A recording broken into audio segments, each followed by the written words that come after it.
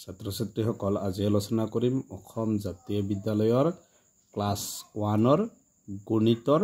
6 মাহিলীয়া পৰীক্ষা 2024-25 মানে আজি হৈ যোৱা পৰীক্ষাৰ প্ৰশ্ন সমালোচনা কৰিম এটো ক্লাছ 1ৰ গণিত এটো মুঠ নম্বৰ 100 সময় 3 ঘণ্টা আছে সমুত্তৰ লিখা আছে ডাঙৰটোত গোল চিন ইয়াত কোনটো ডাঙৰ এটোত গোল চিন ডাঙৰ কোনটো এটো ডাঙৰ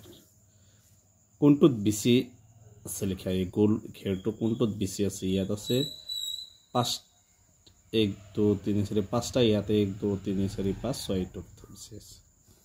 2 নম্বৰটো নৰ পিছৰ সংখ্যাটো কিমান নৰ পিছৰ সংখ্যাটো কি 10 দুটা গৰুৰ ঠেং কেইখন এটা গৰুৰ 4খন দুটা গৰুৰ কেইখন হ'ব 8খন গণনাত একো নথকা বুজাবলৈ কি ব্যৱহাৰ কৰা হয় এখন ৰিস্কাৰ চকা কেইটা খালি ঠাইত এই চিন বা এই চিন বহুৱা 10 নম্বৰ 10তকৈ এক কম অংকটো কি হ'ব এজন মানুহৰ হাতৰ মুঠ আঙুলি কেইটা 1 বিয়োগ 0 কিমান হ'ব তাৰ পিছত আছে 2 মাৰ্কৰ 10টা আছে 20 মাৰ্ক উত্তৰ লিখা 14 আৰু 15 সংখ্যা দুটা আখৰেৰে লিখা 20 আৰু 23 সংখ্যাৰে লিখা খালি ঠাইত কি সংখ্যা বহিব লিখা এটা গৰুৰ নেজ এডাল হলে 30টা গৰুৰ নেজ কেইডাল হ'ব 29তকৈ এক বেছি সংখ্যাটো কি 6ৰ হওফালে থকা দুটা সংখ্যা লিখা মঙ্গলবাৰ শব্দৰ দ্বিতীয় আৰু পঞ্চম বৰ্ণটো কি হ'ব প্ৰথম আৰু দ্বিতীয় স্থানত থকা বাৰ দুটাৰ নাম কি 1 + 2 + 4 সমান 15ৰ পৰা 8 বিয়োগ কৰিলে কি পোৱা যাব সৰুৰ পৰা ডাঙৰলৈ এবাৰে সৰুৰ পৰা ডাঙৰলৈ সজাবা 4 নম্বৰ ডাঙৰৰ পৰা সৰুলৈ বিলাক 4 মাৰ্কৰ কোৱেশ্চন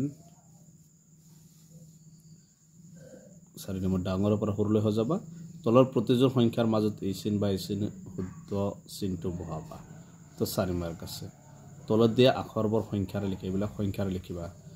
7 নম্বৰ তলত দিয়া শব্দবোৰ সংখ্যাৰে লিখা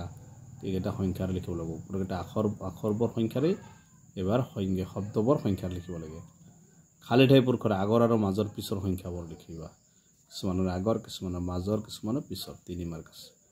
10 আৰু 20ৰ মাজৰ সংখ্যাবোৰ লিখিব দিছে 10 আৰু 20ৰ মাজত কি সংখ্যা আছে 0ৰ পৰা 6 লৈ সংখ্যা ৰেখাত আঁকি দেখুৱা 20ৰ পৰা বাওঁফালে থকা 6টা সংখ্যা লিখা এইবিলাক 3 মাৰ্কৰ অজগৰ শব্দটোৰ কোনটো আখৰ কিমান স্থানত আছে লিখা তৃতীয় আখৰত এছবা তৃতীয় আখৰত কি আছে 1 2 3 গ আছে এনেকে বাকি লিখিবা চতুৰ্থ আখৰত কি আছে ৰ আছে এনেকে বাকি এটা লিখিবা দ্বিতীয় প্ৰথম নেক্সট এখন জিলাৰ নাম 13 নম্বৰ এখন জিলাৰ নামৰ দ্বিতীয় আখৰ ম চতুৰ্থ আখৰ প প্ৰথম আখৰ কা তৃতীয় আখৰ ৰ জিলাখনটোৰ নাম কি কামৰূপ যোগ কৰা এটা যোগ কৰা 4 মাৰ্ক আছে একদম সহজ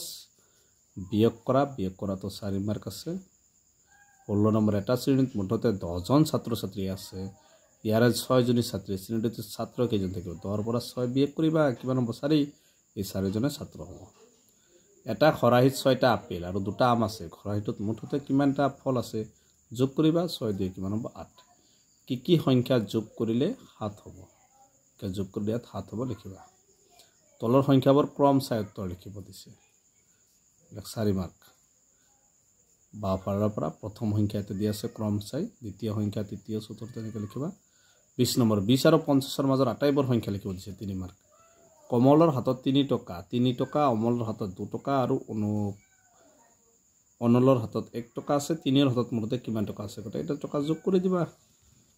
22 নম্বৰ তোমাৰ হাতত 7টা মাৰ্বল আছে ইয়াৰে 3টা মাৰ্বল তুমি কৰবাত হেৰুৱালা তে তোমাৰ হাতত কিমানটা মাৰ্বল হাতৰ পৰা 3টো বিয়োগ কৰি দিয়া 23 নম্বৰ 4 + 0 + 3 কিমান হ'ব 7 গতিকে এটা আছিল ক্লাছ 1ৰ গণিতৰ প্ৰশ্ন গতিকে আজিৰ ভিডিঅ'টো এইখিনি তোমালোকে ভিডিঅ'টো লাইক কৰিবা চেনেলটো সাবস্ক্ৰাইব কৰিবা থ্যাংক ইউ ছাত্ৰ ছাত্ৰীসকল আজি আলোচনা কৰিম ক্লাছ 1ৰ 6 মাহিলীয়া পৰীক্ষা 2024-25ৰ পৰিৱেশৰ এটো ক্লাছ প্ৰথম শ্ৰেণীৰ পৰিৱেশৰ প্ৰশ্ন সমালোচনা কৰিম এটো আজি যি পৰীক্ষাত হৈ গ'ল 100 মাৰ্কৰ আহে 3 ঘণ্টা 1 নম্বৰ প্ৰশ্ন দিছে একদম যিকোনো এটা ঘৰণী আকৃতিৰ বস্তুৰ নাম লিখিবা 10 মাৰ্ক 10টা আছে 10 মাৰ্ক মৌমাখি থকা ঘৰক কি বোলে এবিধ গোন্ধ থকা ফুলৰ নাম বৰফেৰে সজা ঘৰক কি বোলে ইগলু গৰু থকা ঘৰক কি বোলে গোহালি বিলাক পাৰ তোমালোকে এবিধ ডাল থকা গছৰ নাম লিখা যিকোনো এটা গছৰ নাম লিখিবা ডাল থকা পাহাৰীয়া আৰু সঘনাই বানপানী হৈ থকা ঠাইত মানুহে কি ঘৰ সাজে চাংঘৰ হ'ব মেঘৰ পৰা কি হয় আগৰ দিনত মানুহে পদ বাস কৰিছিল মাটিৰ তলত হোৱা এবিধ পাচলিৰ নাম বহুত আছে তাৰ পিছত 2 নম্বৰ 2 নম্বৰ কেইটা কৈছে পানীত থকা দুবিধ প্ৰাণীৰ নাম লিখা 2 মাৰ্ক গাঁতত থকা দুবিধ প্ৰাণীৰ নাম লিখা 2 মাৰ্ক দুবিধ এগটীয়া ফলৰ নাম লিখা 2 মাৰ্ক আছে দুবিধ বহুগুটীয়া ফলৰ নাম লিখা 2 মাৰ্ক দুবিধ কাইট থকা গছৰ নাম লিখা 2 মাৰ্ক তাৰপিছত 7 নম্বৰ খেতি পথাৰত ব্যৱহাৰ কৰা 3বিধ সঁজুলিৰ নাম লিখা 3 মাৰ্ক পোহৰ পাব পৰা 3বিধ বস্তুৰ নাম লিখা 3 মাৰ্ক পাকঘৰত ব্যৱহাৰ হোৱা 3বিধ সঁজুলিৰ নাম লিখা 3 মাৰ্ক পকী ঘৰ সাজিবলৈ লগা